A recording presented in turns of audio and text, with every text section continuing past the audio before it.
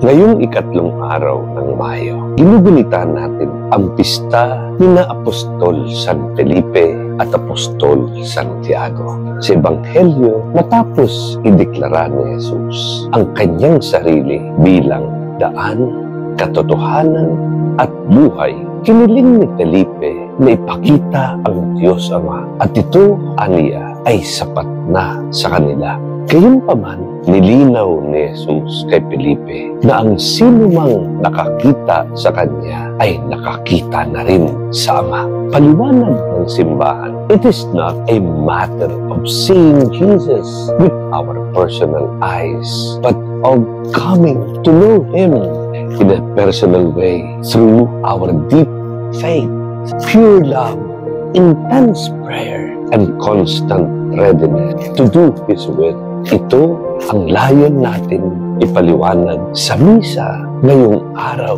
ng parangal sa kamahal-mahalang puso ni Jesus.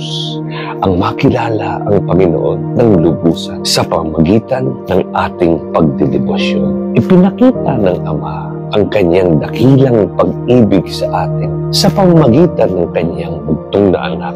Naramdaman natin ang pagmamahal ng Diyos sa konkretong paraan sa kanyang walang hanggang awa at patawad.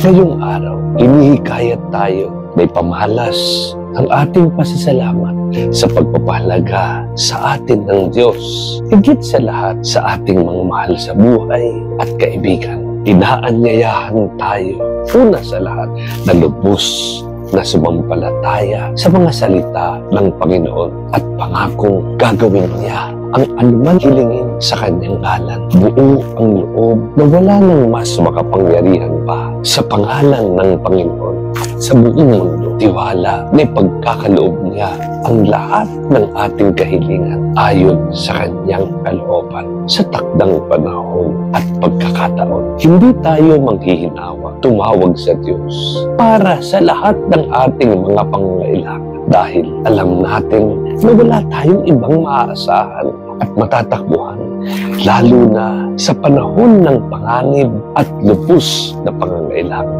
Kumbinsido tayo sa kapangyarihan ng Panginoon, kaya't sa ating pagsusumamo at panalangin, palagi nating idinurugtong sa huli ang ngalan ng Panginoong Jesus. Tiwala na hindi tayo tatanggihan ng Ama.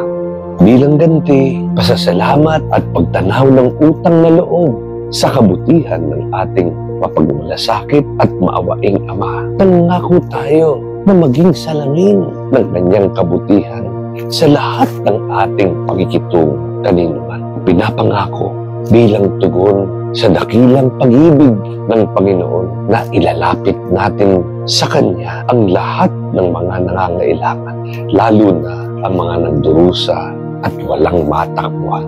Ngayong kapistahan ni Apostol San Felipe at Apostol Santiago, sinasariwa natin ang ating panata na maging masigasig sa pagpapalaganap ng mabuting balita tungkol sa kabutihan at kabaitan ng Diyos sa tanan, at sisikapin natin maging kalugod-lugod ang ating buhay, karapat-dapat sa kanyang pag-ibig upang katulad ni Jesucristo, tayo rin ay maging refleksyon ng mukha ng Diyos sa iba. God bless you.